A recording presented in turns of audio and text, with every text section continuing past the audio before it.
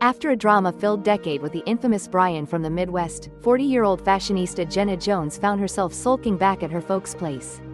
After a year of hiding under the radar, her mom, Monica, basically had to shove her out the door with a pep talk, reminding Jenna that life's too short to spend it moping about the house. So, with a heavy heart and a suitcase full of haute couture, Jenna hightailed it back to the Big Apple. Once settled into her trendy Brooklyn digs, she faces off with her arch-nemesis, the ever-so-ambitious Darcy, head honcho at the up-and-coming Darine magazine. Despite their past squabbles over jobs and, romantic interests, Darcy couldn't help but gloat about her growing empire, even if her grand plans of a subscription model had fizzled out spectacularly. Jenna, always quick on her stilettos, pitches an unlikely partnership, highlighting how they could both strike gold by joining forces. After all, who needs past rivalries when there's fashion to conquer?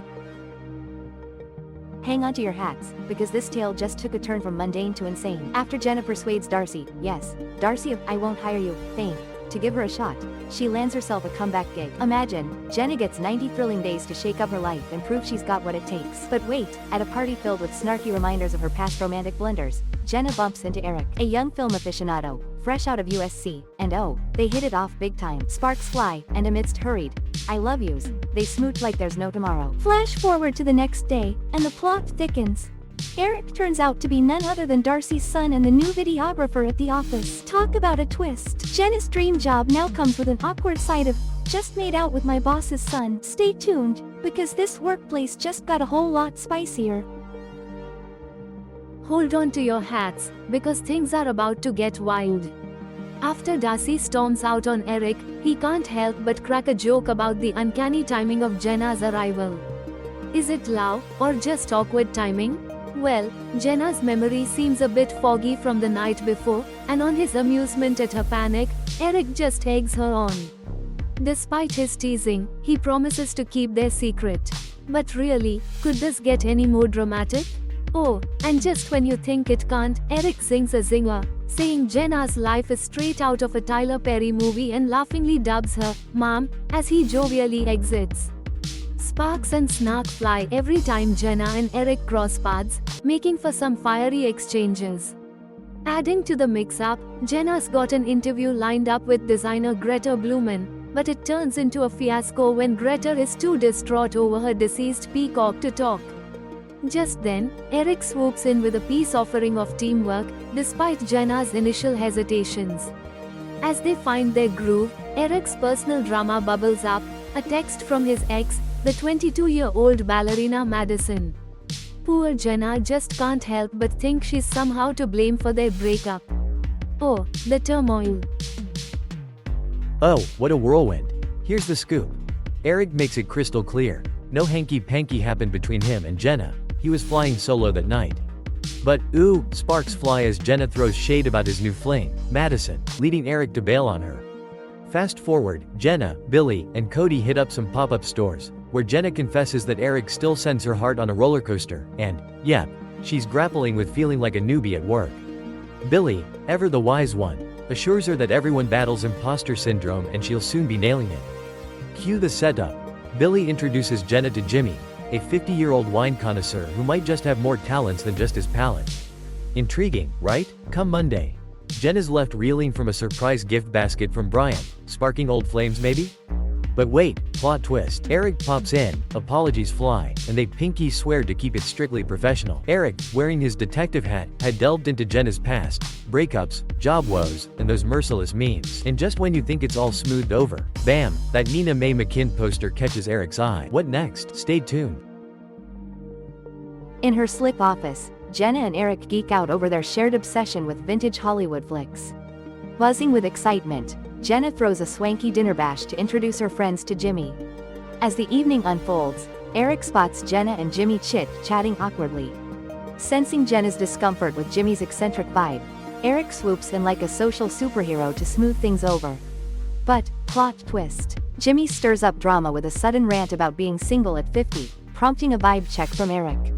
Just when you think it's all going south, Tim, one of Eric's pals, nearly transforms into a human balloon thanks to a sneaky fish oil in the salad dressing.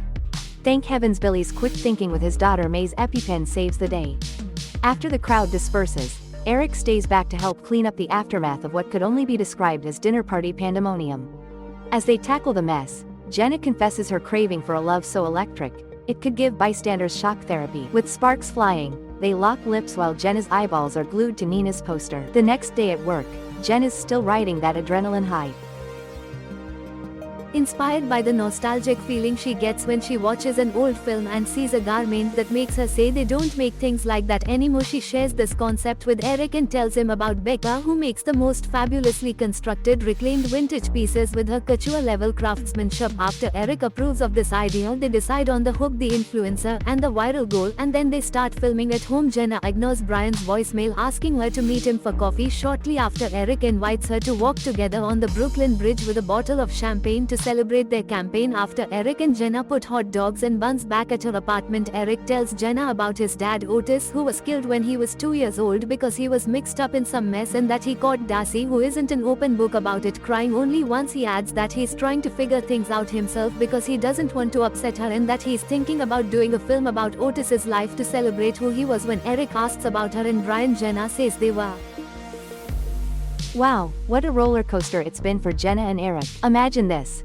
College sweethearts turned dynamic power duo, and just when you think you've got their story figured out, boom. 10 years down the road, Jenna drops a bombshell. She's been kept on the back burner and is yearning for a family. She's playing her cards close now, asking Eric to keep their relationship hush-hush, and guess what? He's on board. But hold on to your hats, folks. While they're trying to keep a low profile at a drive-in theater, who pops up but Suki, a supermodel from Eric's high school gang. She's all hard eyes for them, shipping them hard, but they brush it off as just research. Yeah, right. Once Suki leaves, you can almost hear Jenna and Eric's hearts racing, terrified their secret might slip out. Then, just when Jen is reeling from an unexpected hint from old flame Brian in a Forbes feature, here comes another twist. Darcy, a total publishing guru and media tycoon, gets a tap on the shoulder from the New York Times for a profile piece. As if the timing couldn't be any more perfect, right? And during a photo shoot for this profile, a New York Times journalist catches a tender moment between Jenna and Eric. Oops. Despite Jenna playing it cool and dodging the romantic bullet when Darcy warns her to keep things professional with Eric, that little snapshot might just say 1,000 words. Stay tuned, as this saga is far from over. Hold on to your hats because The Perfect Find has just skyrocketed Darine to over 1 million subscribers, making Darcy of the New York Times practically giddy. But wait, it gets better. The cherry on top? A juicy cover story drops, but oh, the plot thickens. It's all about Jenna and Eric, the supposed dynamic duo of Darine. While Eric's thrilled to bits to be in the limelight, Jenna's a bundle of nerves because, let's be honest, they look a tad too cozy in that photo. Eric, ever the romantic, is ready to shout their love from the rooftops, but Jenna's playing it cool, worried about the gossip mill churning her career into tabloid fodder.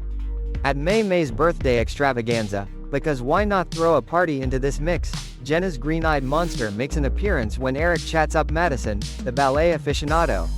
Jenna steps in with a hello, but Eric, oh dear Eric, introduces her as just a coworker. Jenna's not having it and fires back post Madison's exit. Eric, frustrated, suggests sealing it with a public kiss to squash the rumors, but Jenna's having none of that either. Feeling cornered, Eric storms off, leaving Jenna to ponder over her next move. So much for party cheer, right? Okay, get this. Jenna arrives to find Brian in a bit of a somber mood. He just lost his mom. Cue the heartfelt hug and consoling words. Right when she's about to suggest taking him home, who should see this tender scene but Eric, Jenna's other main squeeze. Misunderstandings much? Brian, playing the sympathy card, asks Jenna to stay the night, but she has to decline the sleepover invite. Meanwhile, Eric, slightly steamed and feeling territorial, pitches up at Jenna's door spouting some gossip from Darcy and throwing shade at her current romantic tangle. Next day, with Eric working from his home turf, Jenna sneaks into Darcy's penthouse for a secret rendezvous. They're caught mid-giggle, playing Ring Around the Rosie on the bed, of all things. Enter Darcy, furious, demanding why Jenna's still cozying up with her man after being told to back off. Eric, utterly gobsmacked, is upset Jenna never spilled the beans about their tryst. Darcy boots Jenna out with a dramatic flourish, and during this lovers' quarrel, Eric's mostly mum, so much for backup. Darcy, unable to believe her dramatic day, scoffs at the notion of them being in love, while Eric mulls over the mess. Oh, the drama of it all. Oh, Buckle up for some family drama and romance. In a beautiful twist, Darcy confesses that despite her parents despising Eric's dad, her love was unwavering, leading her to raise Eric single-handedly after his father's tragic demise. She defied her family, vowing not to abandon Jenna like she was once abandoned. Fast forward, Darcy declares they are all one big family now. Talk about dramatic revelations. Enter Eric, making a heart-melting appearance at Jenna's doctor's appointment. As they anxiously wait, Eric reassures her that she's his universe. And guess what? The doctor pops in with fabulous news. It's a boy. A healthy baby boy. In a sweet moment post-appointment, Jenna suggests naming their son Otis, to which Eric pledges to be a devoted dad, ensuring their son never feels the pain of growing up without a father like he did. Fast forward again, and we find Eric and a glowing Jenna at the dazzling 8th annual Darine Gala. The highlight? A public smooch during an interview, igniting cheers and a flurry of camera flashes. So enchanting, yet I foresee Thanksgiving might just turn into an epic showdown with the mother-in-law in attendance. What a roller coaster, right? What did you guys think? Don't forget to subscribe for more juicy content.